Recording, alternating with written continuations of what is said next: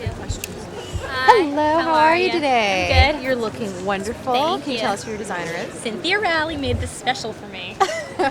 It's looking wonderful. Thank you. So now we were talking about the transition. Not necessarily a vixen, your character is, but Well, she's a little bit of a vixen. Well, she's like an understated vixen, you know? She's not the kind that just like flashes her boobs or anything. She's kind of, the way Sophia shot it, it was more understated, and so I liked how she did it. So working with Sophia, what were some of the high points in filming this film? Filming this film. Well, Sophia, she loves what she does, and she really wanted to make this a beautiful film. This was her baby, her film. So she really, everything was so carefully, I think, mapped out in her head visually how she wanted everything. So, and I think she did a wonderful job. Okay, so how about the scene where you're making out with Josh Hartnett in the car? Yeah, he's really lucky, don't you think? I that would he got say to make out with me. I would say so. I think so. I think he's the lucky one. I'm sick of saying that I'm the lucky one. Okay, he's lucky, damn it. Exactly how many times did you do that? I mean, that seemed like that had to have been one take. No, we did it a couple times, and the first time Sophia made me scare him. So, not scare him, like surprise him. And I went and I jumped on him and started kissing him. I was so nervous the first time because, Josh was so much older than me, and I felt like the little, girl almost. But, so his wig fell off the first time. Hey, AJ. It kind of broke the ice a little bit. Yeah, it did. Hello, how are you? Loved your work in the film. Thank you. Tell us how much fun it was working with Kirsten Dunst and Sophia Coppola, Josh Kirsten, Hartnett. she's okay, whatever. I heard that one, baby. Just kidding. No, we had so much Cat fun. fights they're continuing. Well, when you have that many teenage girls working together, it's gonna be hell. So, no, it was amazing. It was like a dream come true. We all got along so well. We got an opportunity before we started filming to really bond as a family, and I think that comes through in the film. It really does feel like a family. Any good stories? Any good stories? Come on. I don't know. I don't know. It's pretty much like Jimmy. He's a huge joker on this set. I mean, he kept things light. I mean, because it is pretty heavy. We deal with some pretty serious things, but Jimmy always keeps us laughing, so he's really This is cool. one of the first films where he's actually an enduring character, where you're not loathing his character. I know. I think he does such a good job in this film, and it's so nice to see him in a role like this because, like you said, he always plays a jerk, where you're just like, oh, you're slimy, ugh.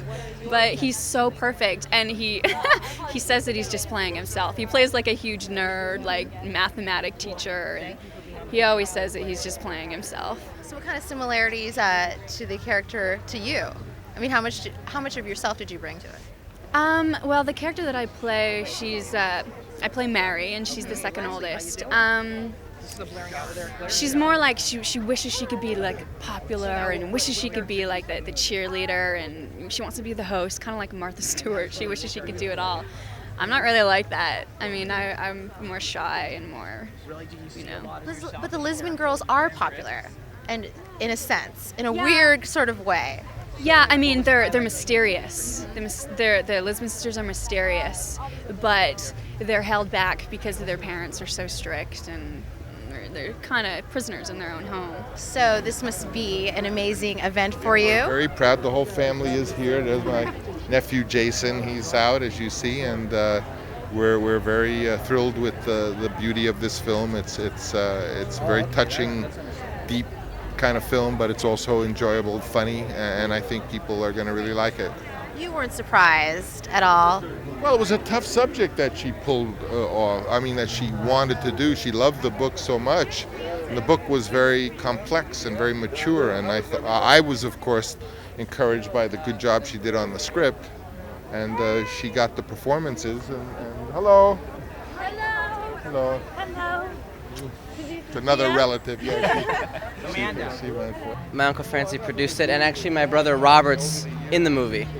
So I'm very excited for his film debut, and it's just good to come out here and we all come in the same car, and there's a good support A real thing family. happening. Yeah, it's a real family affair. It's great.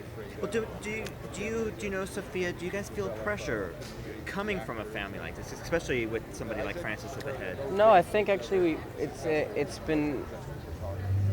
I think there's just pressure, but that's the pressure we put on ourselves. I don't think no one in our family pressures anybody to do anything, and all we get is support. There's no pressure from anybody, and it's been really wonderful, and I'm very excited and happy for Sophia, so this is actually great. How much of your influence do you see in your daughter's work?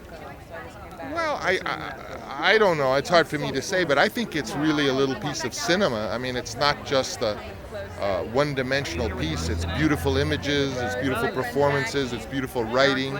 It takes a very poetic view of like a ephemeral subject, and yet it's enjoyable. It's funny at the same time that it's very moving. And you were going to begin to say that she pulled it off, and you know what? I think she did. I think she did. A difficult. There's always a little bit of luck when you make movies, and she had her share of that. But yeah, she went after a very tough subject matter, and I think it came together for her. Right when we saw it, we went out and got the soundtrack right away, and it was sold out. So what part did you have in that? I mean, how did you know that you wanted Air to do something for the soundtrack? Oh, I loved Air's music, and I listened to their CDs when I was writing the script, and I just thought they had the perfect atmosphere for the movie. So I was really happy that they wanted to do it. How did it get you in the mood to writing and creating the look and feel of Virgin Suicides? Their music just sort of had a dreaminess about it that they wanted the film to have that atmosphere. So I think, and they're really great at making melancholic music. So So finally being here on the red carpet, do you look back and say it was a long road, or I mean, has it been fun? What are some difficulties that you had to get through to get to this point? It was a lot of hard work. We've been working on it for about 4 years and writing the script and getting it made. So it's exciting. I can't believe that we're finally here with the finished film. And one of my favorite scenes is when Kirsten Dunst kind of surprises Josh in the car. She was telling me that the first take, you were kind of telling her to surprise him. Exactly why and how did you kind of script that scene? Well, in the story, she comes out of nowhere and attacks him in a car or make out in the Trans Am. So we did one take where he didn't know she was actually going to show up to have that element of surprise. And it's always fun to do things like that so you get a fresh reaction.